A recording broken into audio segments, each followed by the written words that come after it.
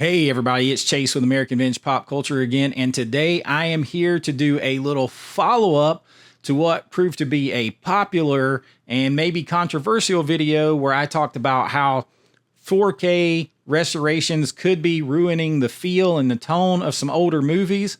Well, today I'm going to do the flip side and tell you why some movies, some older films, are crying out for 4K restoration and why some of them look so much better than others. And I'm going to let you in on a little secret. It is not just who is doing the restoration and what they did. There is more in the secret sauce when those movies were filmed that we're going to talk about today. So pop that tape in. Come with me. I got you. Let's go do this.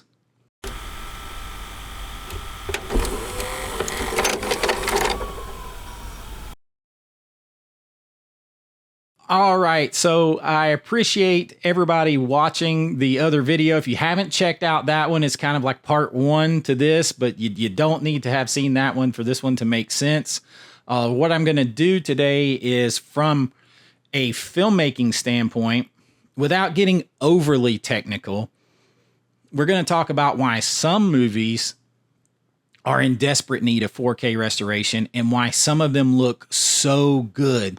We all know it, like when we see a beautiful 4K scan and restoration, you know immediately when it's like reference quality and it's just beautiful.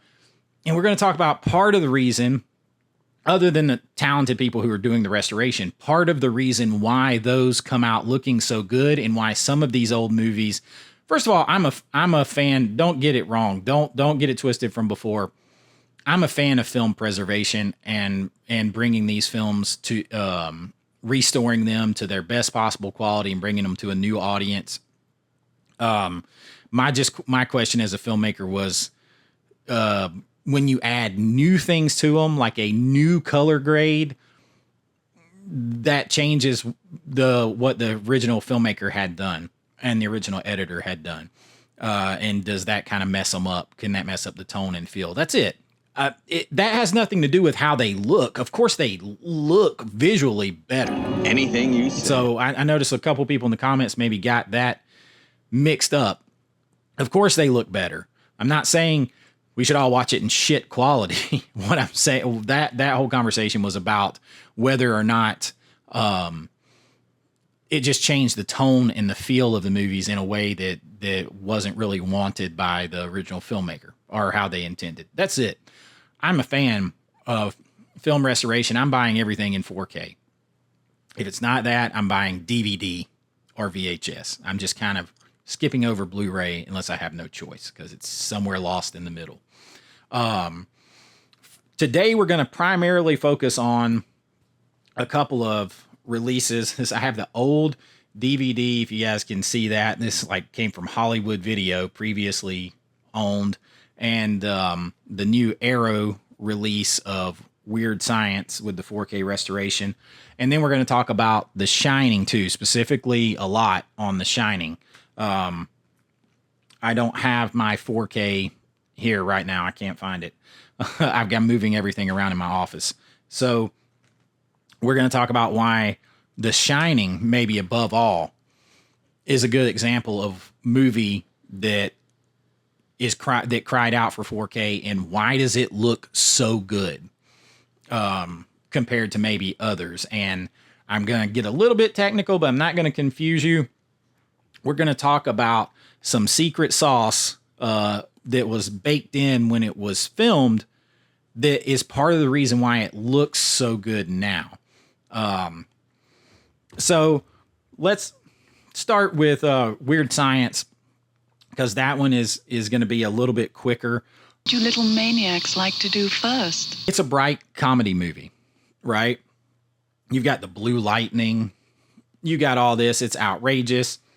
When Kelly LeBrock busts through the door, you've got all this bright, like, neon mood lighting behind her and everything else. And it's like, it's made for bright HDR colors. You know, you get that high dynamic range. It's made for a new color grade. Like, I mean, now that we can do it, let me fix that a little bit. Now that we can do it, it's definitely made for that. It was shot on, and I've got some notes here, so if you see me looking down, because it's a lot of stuff today, I wanted to make sure that I talked about. Weird Science was shot with Ultracam camera and spherical lenses, which kind of make things very contrasty. That's an old school jam right there. They make everything kind of contrasty and bigger, that seem like somewhat bigger than life. And then you got a round spherical lens, so you're not shooting anamorphic like a lot of big movies are. You usually can tell when something's shot with an anamorphic lens because it gives that long, skinny lens flare off of lighting, as opposed to like just like a round bokeh or bokeh, however you want to say it. So it was actually shot with spherical lenses, which are similar to like photography lenses in that regard.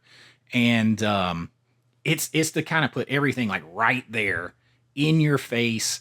And they were known to have a very like contrasty characteristics to them. So when you've got that baked in to the footage that was filmed, and then you come back and you 4K upscale it, and you put high dynamic range of colors, now HDR depth, into this restoration, when you're doing the color grade, it's going to make all of that shit just pop, man, like in your face, without affecting the grain so much, because it's baked in. Now, if you start doing a bunch of DNR, to overdoing it, taking out the grain too much, people look waxy and stuff like that. But this wasn't done with Weird Science, not at all. It is beautiful. It is beautifully done. And all those colors, I think I've watched it, like I sat and watched it, and then it's been like, it's repeated while I've been working in here like 4 or 5 times. It is so cool. The sound is amazing. I actually, for the first time ever, just heard when I was watching the movie, when Lisa and Gary and Wyatt are driving in the, I think it's a Cadillac, I can't remember for sure, the convertible at the beginning to the bar. For the first time ever, I heard that there was music playing from the radio. Like they're with so the sound was improved, and you know, that's not something that I ever got with the old DVD or VHS growing up. And I'll tell you how much people can get used to stuff, and how that can also affect their thoughts on things and how they feel watching something. So I had people comment in my comments about Weird Science, saying, oh, well, it was great 4K, but Arrow messed up by not leaving the original music in. They're like, why in the mall scene when she's coming up the escalator, why are they playing Pretty Woman and not Weird Science? And at the end, why are they playing the Rocky theme and not Weird Science? And I actually had that be jarring to me too, because growing up, if you had the VHS or the DVD, or if you watched it on TV, in those 2 spots, it plays the song Weird Science by Oingo Boingo. And that's what you're ingrained to be used to, is hearing that. But in reality, in the theatrical version, it was Pretty Woman played in the mall, and it was the Rocky theme at the end when Lisa is standing there and she's swinging her whistle in the gymnasium. And then it hits to Weird Science right at the credits. But, you know, that's just one of those things that shows you how you can get conditioned to something based on the home release or watching it on TV that actually wasn't what the filmmaker intended. Now, I actually happen to think that Weird Science fits in both of those places way better than the other 2 songs, but that's kind of getting off track. But yeah, that can show you that you can easily misremember stuff and how much influence this has. So it could be sometimes that the filmmaker intended something completely different than what we got used to, but the fact is we just got used to something. So that can play into it. And that's why I said in the other video, we may never know the answer for sure unless we ask the filmmaker themselves. So I love this. This is, you can still pick this one up on Arrow's website directly from them. And I totally recommend you picking this one up. But now we're going to get into the meat and potatoes, and I'm going to use Shining as the backdrop for that. So The Shining, it's Stanley Kubrick. It is, Stephen King hated the movie. He said the movie was cold and the book was hot. I disagree. I like the movie. I like how uncomfortable the movie makes you feel, how isolated it makes you feel. And why does it look so good in 4K? Why does some movies shine over other movies? Why do we know that immediately when we watch it? Well, from a filmmaking standpoint, I'm going to get a little bit technical, but we're not going to get over technical. So this is one of my filmmaking cameras. I know they make them so small now. This is a Canon C70. It's a cinema line camera. But if you notice, what is on here is a contact Zeiss lens. Now, this is has been cinemodded to be a cinema lens, so it works just like a big cinema movie lens, right? It has hard stops on it and a free glide and all that kind of stuff. This is actually a vintage photography lens that was made to basically modified to a cinema lens. And this lens uses the same glass and the same coating as, so basically it is almost the exact same lens. It's almost just as fast. It's just like 0.2 f-stops slower than what affectionately became known as the Kubrick lenses, which were the Zeiss Super Speed lenses. That's the name that they were given in Hollywood. That's not the actual name of them, but we're going to call them the Zeiss Super Speed lenses. They affected how a film looked so much, they became synonymous with Kubrick. He shot exclusively on those, and he was so particular about the looks of his films that he would be given 4 or 5 copies of the exact same lens, and he would do tests to pick the one that had the most variance in it that he liked. That's how much he controlled what he wanted the film to look like. So that kind of tips in the territory of, does the restoration mess up what Kubrick wanted? Well, no, it doesn't, because we know what he wanted by the lenses he used and how he shot with them. That tells us what he wanted. He may not have been able to deliver that to you at home the way he wanted then, because he was limited by the technology of his time. So that's why I say this movie cries out for 4K. So the characteristics of these lenses, and he shot Full Metal Jacket with it too, exclusively with these lenses. And they are, a matter of fact, some of the actors, they hated that he shot with these the way he shot, because he shot with like a lot of 18 millimeter lenses on The Shining. So if you go watch The Shining, the lenses are part of the storytelling. And what I mean by that is the characteristics of them are that they're very, very fast, but they let in a lot of light, but they have very high contrast and a very sharpness that rolls off around the edges to a dreamy look. So they almost make they make the subject in the foreground very sharp, and then they kind of roll off really good to the back. But as the roll off goes, it gets very hazy, like a dreamy look around the edges.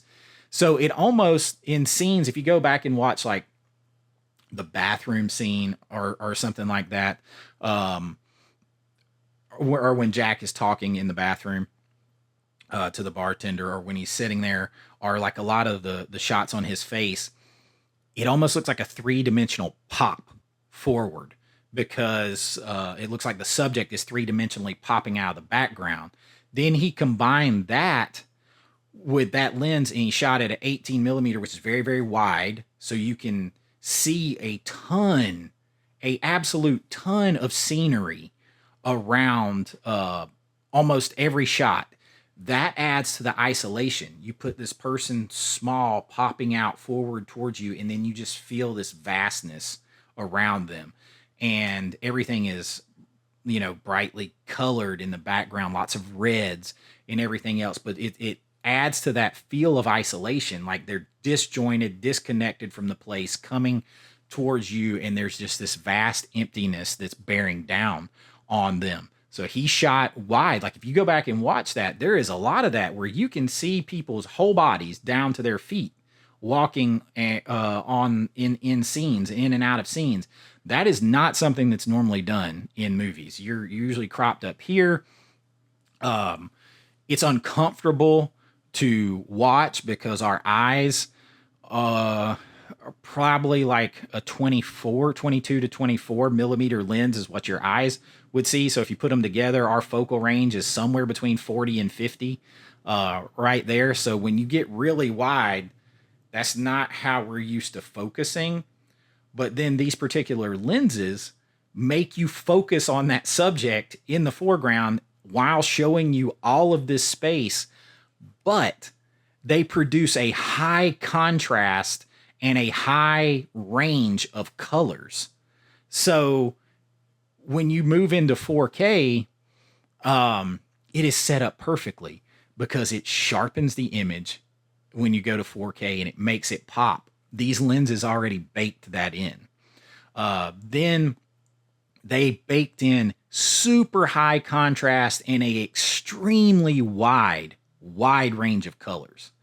Then he had all these colors in the background to make you feel that space, not so the space just drifted away in the background. He wanted you aware of everything in the background and see that space. So now when you put the 4K restoration on it and all that color, the color pops in the background too. So you feel that isolation and you see that space because you can't get away from it. It's not like you can just focus on the person, even though they're popping out at you because of these lenses. You have to see that background too, and you kind of feel that big open space and isolation that they are feeling there. So it absolutely lends itself 100% to a 4K restoration. And that's part of the reason it looks so good, is because it was meant to look that way. Like by the lenses he chose and by how he shot it. And then when he went into Steadicam for a lot of the moving shots, he used like a lot of what's called a Hollywood lenses, where he did like a 28 millimeter, because that between 28 and 35 millimeter on a camera are very, very close to what our eye perceives as normal to look at. A lot of people say it's a 50 millimeter, but that's more of a portrait lens, so it can kind of look flat and paintery. So he chose these, and the 28 millimeter is called the Hollywood lens. He used that, and he used the 35 millimeter a lot for movement shots, so that it felt like like it would be if you were sitting there or watching this happen to you or be in a scene, because it's very similar to how our eyes see everything. And I know that's very like technical, but these are part of the reasons that the 4K comes out. I mean, obviously there was, talented people that worked on restoring it. I'm not trying to take away from them, but the secret sauce was there. Like all the ingredients were there. All they had to do was put them together. They needed to put them together. I'm not gonna say all they do, because this shit is complicated. It is not easy. I had to cut on film once. I think I mentioned it before, and no way, man. Give me my digital to edit on. Now I know you can put it and make a digital. No, thank you. So I'm not taking away from them. I'm saying that this is how Kubrick intended it to look. He just may not have had the ability to bring it to you that way. But this, I mean, He used those long lenses. That's the 18 millimeter wide. And you felt all that, and you feel that emptiness and isolation. And now those colors are there because they were there originally. You just couldn't bring them to you in the same way because the quality of the film, the quality of the processing, the quality in which it got downgraded to bring it home to you. But it was all there. So now you are bringing to life what is there. And I mean, it's an intense watch, and the grain is still good and everything else. I mean, there's always gonna be some problems with things, but I mean, I consider the that 4K to be what they call reference quality. I mean, it is that good. You don't have people looking waxy or anything like that because it wasn't there originally, so you didn't have to overuse digital cleanup on it where you're taking it out and then now, like, it looks like soap opera-y or something like that. When I talk about high contrast, like, go turn up your contrast. Like, high dynamic range is a big range between your darkest dark and your lightest light. So you have a big contrast between colors. So, like, go play with a picture in Photoshop or even in your phone and turn that contrast up and down. You can see how it changes visually. So you could also see where a colorist doing a new color grade could totally screw up how something's supposed to look if they do too much one way or the other. But if it's already there and then you put the new color grade on it and it just lifts it up to what it's supposed to be, that's when you get all of the ingredients together to make the perfect recipe for a perfect reference quality 4K. And I definitely think The Shining is in that category. It didn't change tones. It didn't change anything. It was there. But I think it's partly because it was there already. Like, I think that's why some films are crying out for 4K, like The Shining. And, I mean, Weird Science did it really well, too. There's others that I'm trying to think of off the top of my head, but I haven't done research on all of, like, what was shot with everything. I know, like Rocky, for instance. Rocky, to me, in the fight scenes, like, Rocky's a great 4K, but in, like, the fight scenes, it's not supposed to be that sharp. Like, 4K over sharpens it and over colors it. They purposely used Panavision lenses, and the lenses that they used were selected to make a dreamy look,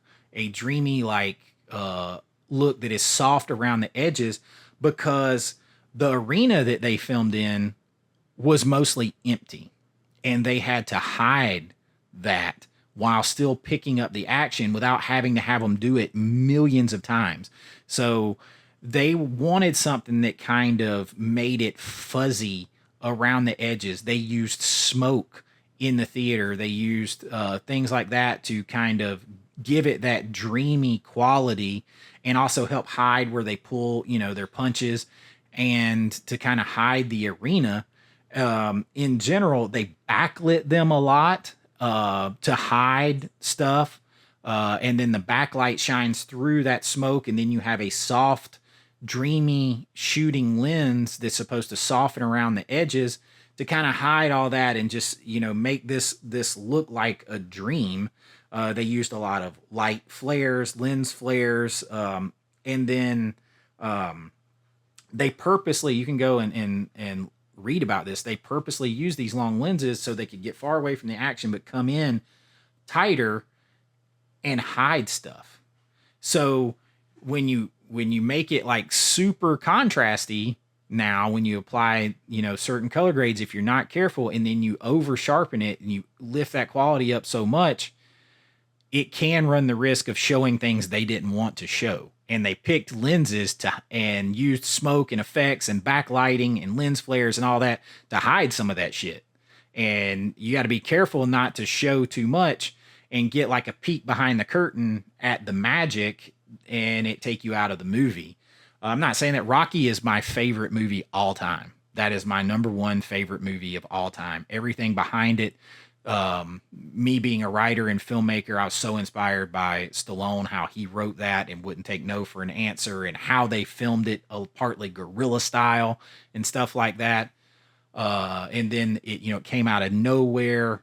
You know, he had to sell his dog to help pay. Like, I mean, to get by. Like, everything about that movie, I love. And I mean, I'm gonna love it. You know, I love the 4K. I want to watch everything in this quality. So don't get it twisted, you people. If you're hating on me, I want the 4K of everything I can get. Everything I can get. I just want people, you know, to understand, like, this could be changing things from what it was or what it was supposed to be, and why that might be great for some things like The Shining. That doesn't change it. That it's just making it more of what it was supposed to be. It could, you know, in other cases, hurt something from changing it, over sharpening it, over clarifying, and things like that. But I want it. I want it all on 4K, and then I'll keep my old DVDs and VHSs. And if I want to watch the old quality, I can go back and do that too. There are no wrong answers. I mean, in movie collecting, there are no wrong answers. Everybody has individual taste. That's why I love movies. Movies are so subjective. They're art. Everybody has a different taste. And I just like to know, like, what the filmmaker wanted, and like how he wanted me to see it, how he or she wanted me to see it. And hopefully, like, kind of digging behind the curtain, like with some lens selections and stuff like that. Like, Kubrick is telling you how he wanted you to see it by the lenses he chose and by how he shot it. He's telling you how he wanted to see it. And when you get a combination like that and a 4K that is done well, it elevates the filmmaker's original vision. And that's when you get something that is magical. And that's when a movie can transport you to another place in time, and you go on an adventure in your head for that 2 hours or however long that movie is. And the director and the actors, they got you in the palm of their hands, leading you through that story. That's what it's about. And that's what I love. That's what we're going to talk about here on this channel. And if you have enjoyed this, if that sounds like something you want to be a part of, please like and subscribe. Tell your friends. It's a new channel. We're going to get down on stuff like this all the time. And of course, tons of unboxings and hauls and movie reviews and lists of my favorite things and all kinds of shit. So be a part of the AV Pop Culture family, and like and subscribe. And until next time, this is Chase with AVA Pop Culture saying have a great AVA day, and I'll see you real soon. Be kind, rewind, baby. Bye-bye. I know.